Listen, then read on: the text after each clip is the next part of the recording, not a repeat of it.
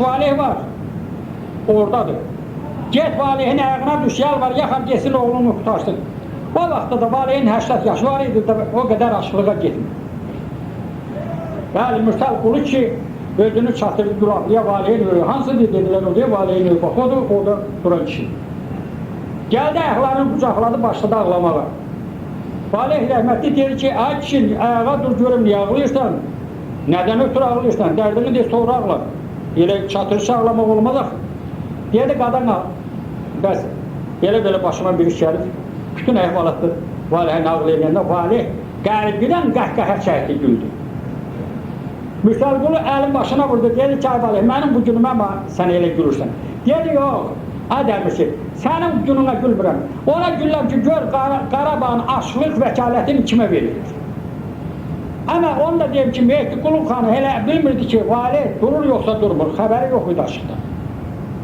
Bəli, gəlirlər ki, biraz çörək yedirlər, çay içdilər, dedi, dəmirçi dedi, bəli. Dedi, gəldi, gördü ki, demək, köşktür. Burada deyirlər ki, bir dənə başladı, dərviş libas giyinmişdi, rəhmətli aşıq paltar giyməmişdi. Burada valih başladı, ucadan qəsidə demək.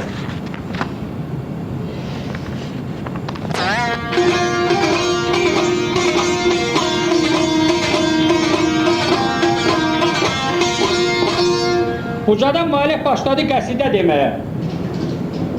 Kərvana yaxınlaşanda. Burada Mehdi Qulu xan gördü ki, bir dənə dərvişli, qəsidə dəyə gəlir. Uca səsinə. Gedə dərviş, sən kimsən? Valih rəhmət götürür ki, tərk-i dünyayam, xilqət mehmanıyam, məkansız dərviş biyabanıyam. Deyəndə de dərviş görürəm ki, Nurari dərvişdə. De görün, bura nəyə gəlmişsən? Deyədir, bu qəhlə qatır nədir düşüb bura? Bu xanın adamları hara gedir? Deyir ki, bəs Kelah xanlığının aşıqları var, o aşıqlarla değişmə olacaq, ora gedirik. Əgər değişsək də onların aşıqları, bizim aşıqları bağlasa, Kelah xanlığı, Şuşa xanlığı Kelah xanlığına tabi olacaq. Bəli. Dedi, onda sən o aşığını gətir, balaca mən o aşığından değişim, görüm o aşığına ağlın yərsidir. Ondan sonra mən sənin yolunu çizəcəm.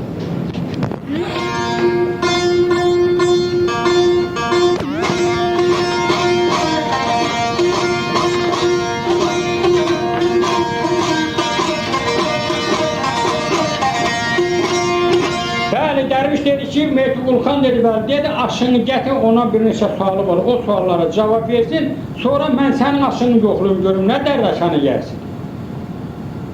Bəli, Mahir gəldi. Mahir də elə bildi ki, bu Allah tərəfindən gələn dərvişdir.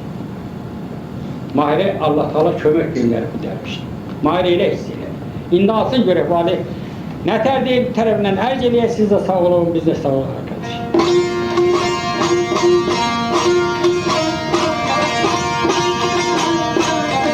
Mukaya bak dedi.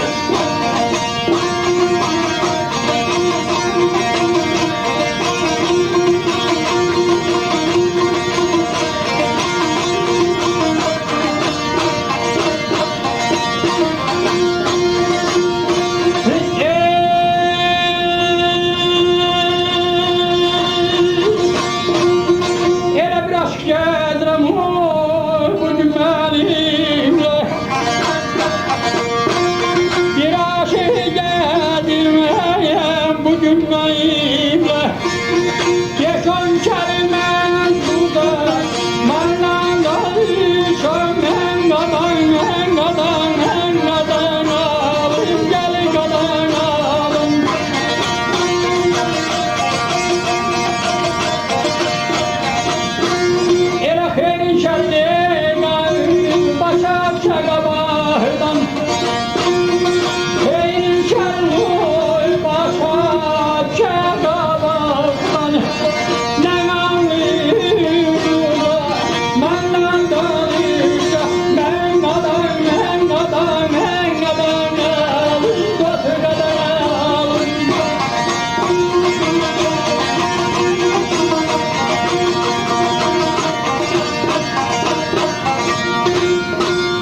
Aşıq gəzirəm bu günü mənimlə.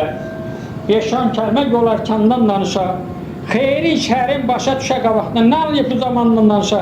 Dedi Dərviş baba, dedi bəli. Dedi qulaq, şimdi sözünün cavabını verəcəm. Dərviş baba, qadan alın, xoş gəlirsən.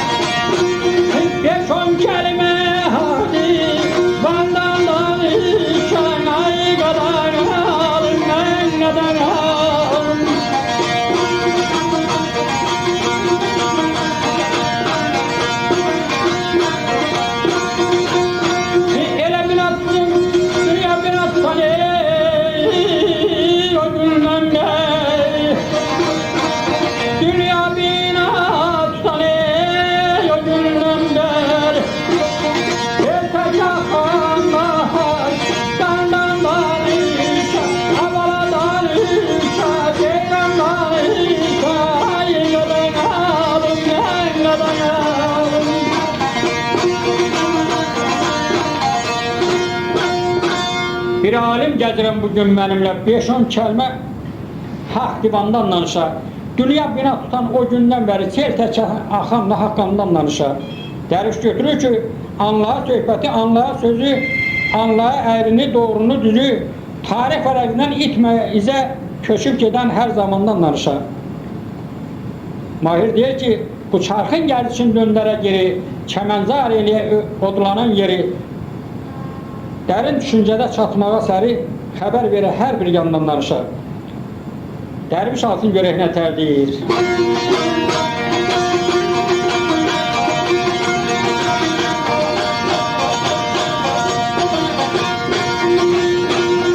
Elə dərvişim yabanın ay bala, ay bala, ay bala nə kansız gəzir. Əlindən əzər qoy, çəkur bəzər, mənadan alım, gəri qadan alım, saladır geyrəm.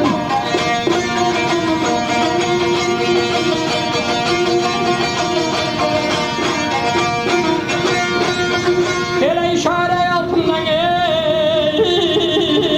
gözlərin külər, başı gərək hər bir sandan danışa. Mənadan alım, mənadan, mənadan, mənadan ay.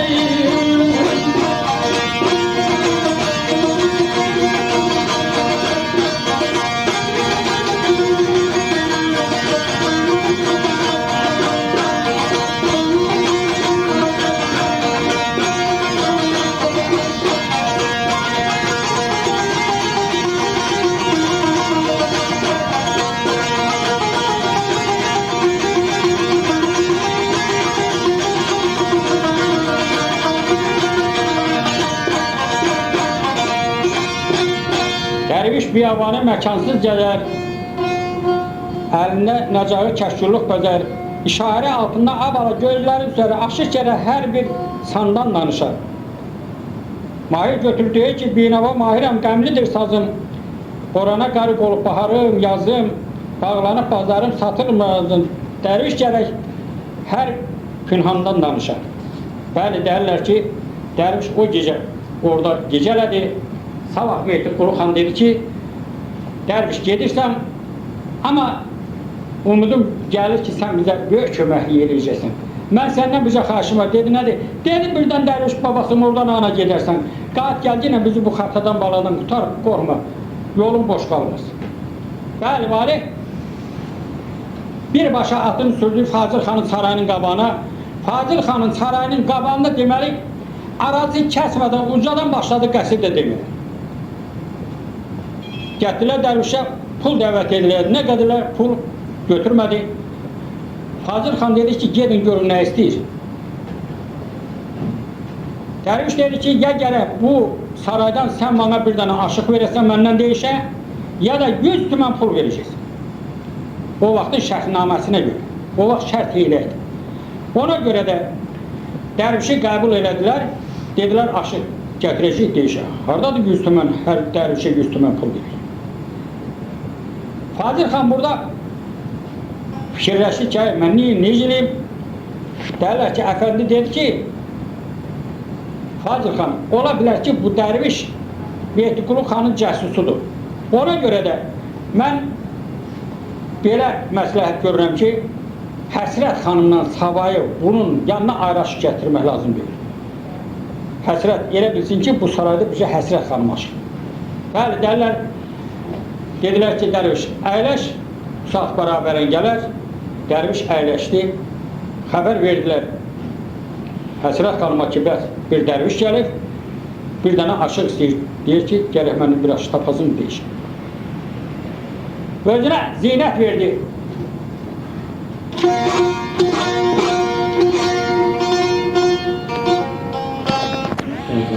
Vaxtı gördü ki, vallah budur ana. Bir qız gəlir, qız deyirəm, qızlıma demirəm, bir il yaxana tuta, 10 il səni buraxmıyor. Gəl məni gör dədi, mən öyrətməsən, sərvə kəsən, qızırma artıran, əlini vurma, yerində dur, sən oradan yan tökül, o birisi oradan yansın, tökülsün. Əndazalı qızdır. Valih deməli, Həsrət xanımı görəndə Valihin başı dumanlandı. Cavanlıq yadına düşdü. Valihin rəngində biraz sarılıq əmələ gəldi.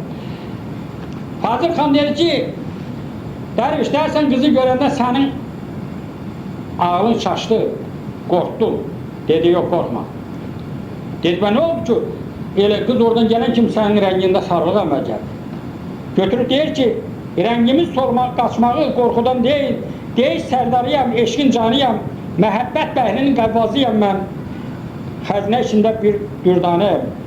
Nə hakim dostuyam, nə də zamanə, nə alim dostuyam, nə də divanə, nə cəllət dostuyam, nə də biganə, eşqi duyanların mehribaniyəm.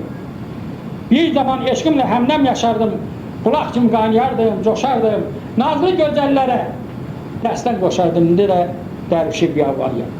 Deyir, yox, dərviş düzgün boynun adıyla, sənin rəngin qaçmağı o qızın gəlişi ilə bərabərdir, nəyə qaçı Allah bilir. Bu məqamda Valihin Zərniyə xanım meydan yadına düşdü. Dedi, xanım, özün bilərsən, sonra bilərsən ki, dərviş nə dərvişdir, qulaq edin.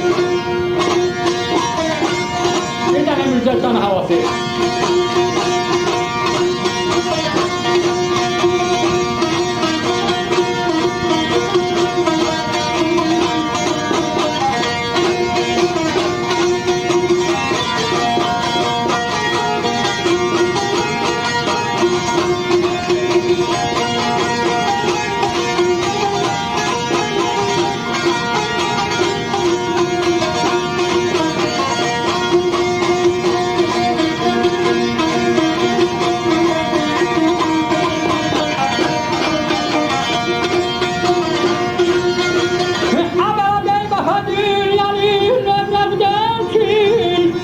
Eşkimin ammağım belə yanıma düşüdü.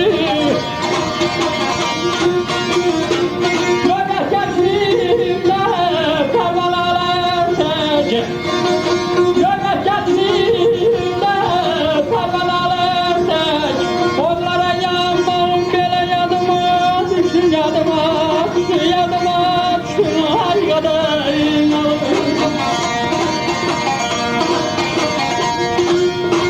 ey vafa dünyanın növrağı dönsün, eşkimi almağım yadıma düşdü.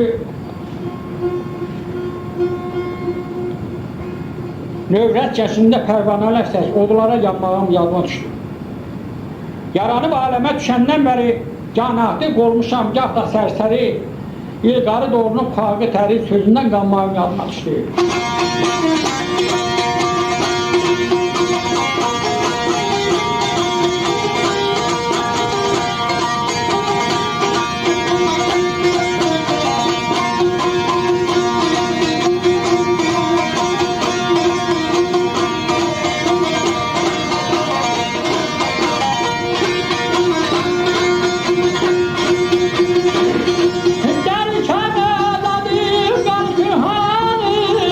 Sənətimlə dolu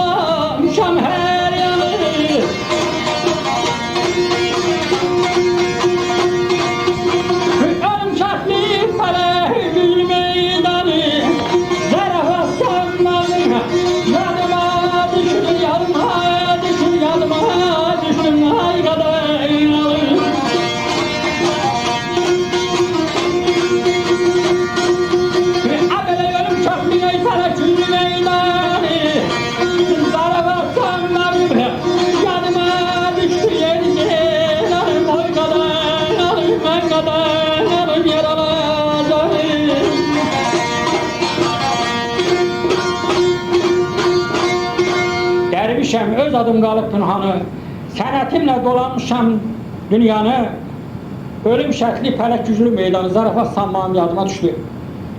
Dedi, buyur bərabərin budur. İndi alsın görək dərviş nədir tərəfindən? Ərz eləyim, Həsrət xanım ona cavab verə biləcək, yoxsa bilməyəcək. İndi nə ilə?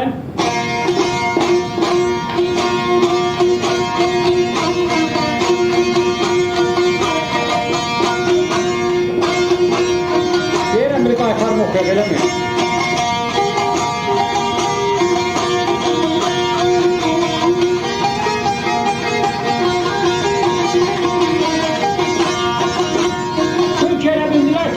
Payıqan dərvişdir.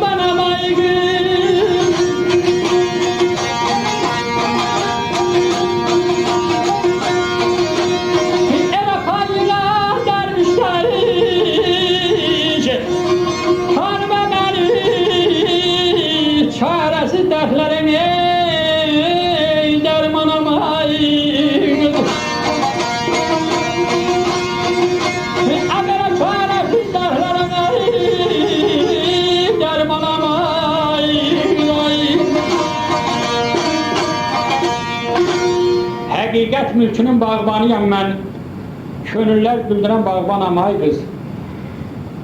Pay yığan dərviş kimi tanıma mən, çarəsi dəhlərə dərmanam ay qız. Dərviş bu sözü deyəndə Həqqə xanıma kəpəki göz vurdu. Kəpəki göz vuranda Həsrət xanıma Arif adam bizi anladı nə deyir, dedi qulaq dərviş baba.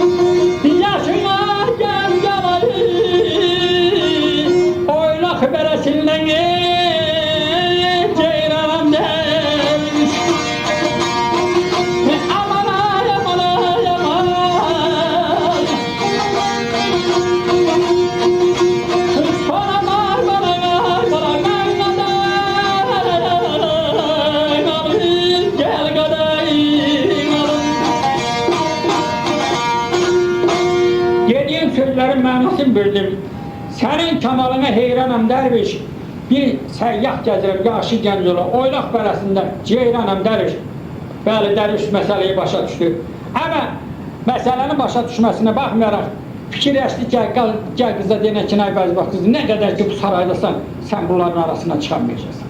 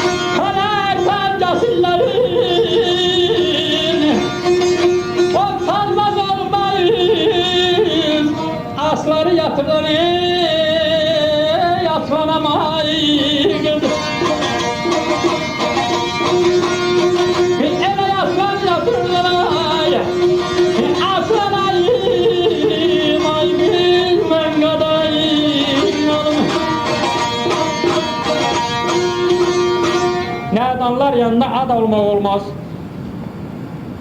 Dalğasız ummanda qərq olmaq olmaz. Pələk pəncəsindən o salona olmaz. Aslanı yatırdan aslan amayı qız. Həsrət xanım götürür, deyir ki, dövlətdən artıq bilmirəm sazı. Fəsillər içində sevmişəm yazı, məkansız evlər binadan qızı. Sarayda hörmətli mehmanam dərviş. Gedə balonu da dərdin deyəcəm sənə.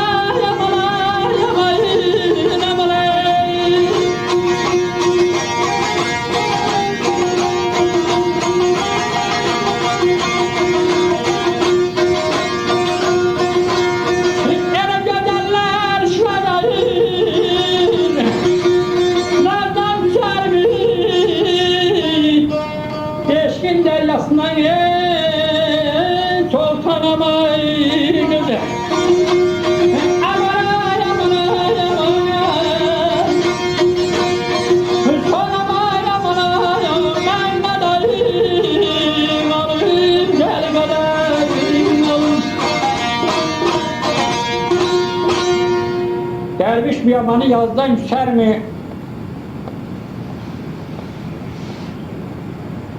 Derviş biyabanı sazdan küser mi? Bir şeyda bülbül de yazdan küser mi? Gölgeler şiveden nazdan küser mi? Beşkin deryasında Sultan Ahmet'dir. Onsuz da meydanıdır. Aşık sözüydü. Dedi ki babam, ne bilecek ki ne diyelim. Geldiğine için kan kız olmadı, hiç peşman olmuşum. Allah Teala bilir, nakçının kız olsaydım nereye gitmiştim.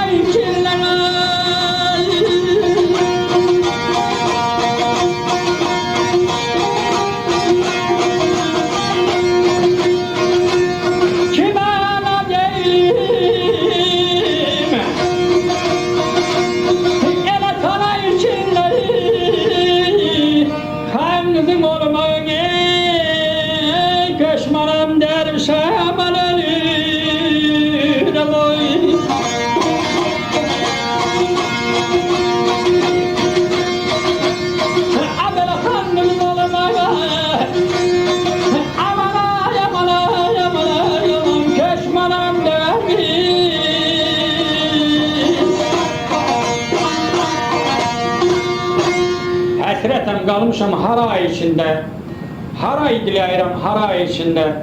Kimə nazirim saray içində xan qızı olmağa peşmanam dərviş. Derlər ki, bircə Həsrət xanım bildi ki, dərviş kimdir, hardan gəlir. Qalan heç bir başı düşürmədi. Bəli, dərviş şöyle ev çayçandan sonra axtına suvar oldu. Bir başa arazın qırandan verdi Ulu xanın çadırı aldı. Salam aleyküm xan, dedi aleyküm salam. Dedi xan, əgər değişmə Həsrət xanımla Mahir arasında olsa, üstünlük bizdə olacaq. Yox, əgər olmasa da mənim sözüm yoxdur. Ayrı məsələni başa düşərmədim. Yoxlamışam onun da yükün, bunun da yükün yoxlamışam. Amma mən umut varam ki, Mahir qalıb gələcək. Qalan yox. Dedi, dərviş dedi bəli. Dedi dərviş, bu səfər qutarana qədər siftədən demişəm, bizlə olacaqsan axıra qədər. Dedi, nə olur? Dərlər ki, dərvişsiz adı yola düşdülər. Dərvişinə Meytub Qulun xan qabaqda əyyanlarla, qalanlar da daldan gəlirlər. Gəldilər Kelət mahalında bir böyük kətdən keçəndə xəbər aldılar ki, ay qardaş, bax kimsin, bu qəflə qatırını har edirsiniz? Burada asın bir valih deyil, bunlara nə dəyər deyir.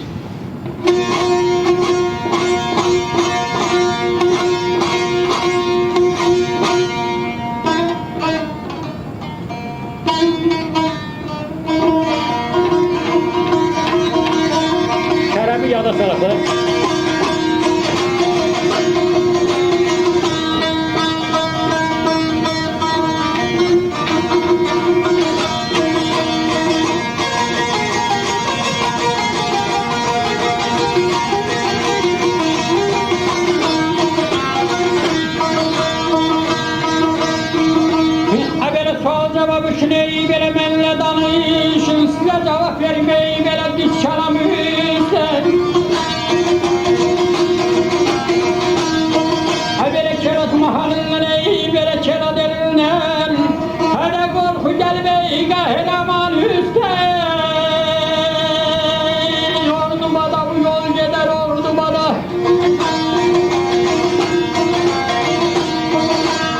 Elə sərgərdə möhkəm olsa, gelməz oldu Ordubada. Dalın gedən ayağı.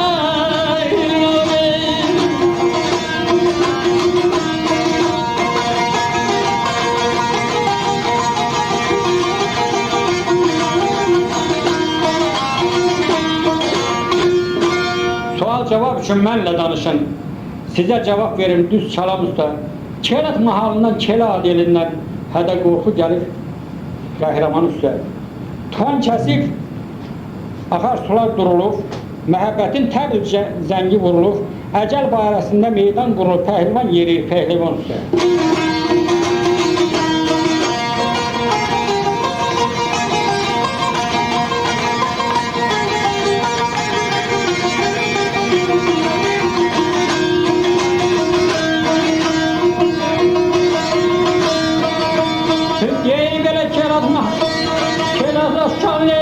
Kühü davası neysi olmadı ey böyle yaşların cefasını ölürüm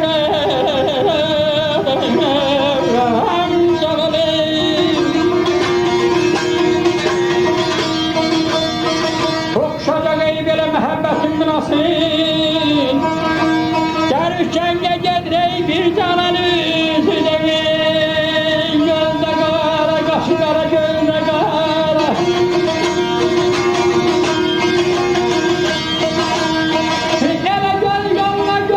Sana bağlamı, kalmadı gözle kara, gelen ayağım.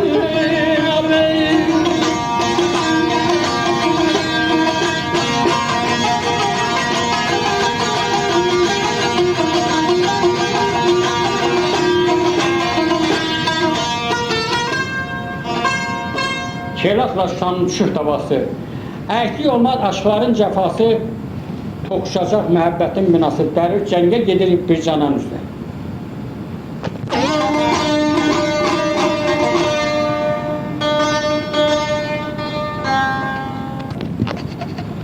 Əziz dinləyicilər, bu dərsdən 4 saatlıq dərsdən. Buna görə bu balaca veriliş deyim də, mən belə deyim. Balaca verilişdə bunun hamısını deyə bilmərəm. Buna da vaxt çatmır.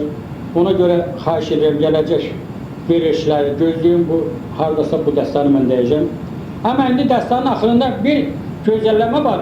Həmən gözəlləmədə məlum olur ki, Şuşa şəhəri nə vaxtdandır, Şuşa şəhərində nə də sənətkarlar olub, Şuşa şəhəri kimin vaxtında yaxşı olub, Şuşa şəhərində nə qədər qanlar tökülüb, axırında yenə də müsəlmanlar qalıb. Xüsusən bunun erməni bizimlə belə mübahisə aparmaqda bu gözəlləmənin xüsusi yeri var. Ona görə də mən bu gözəlləməni oxuyuram.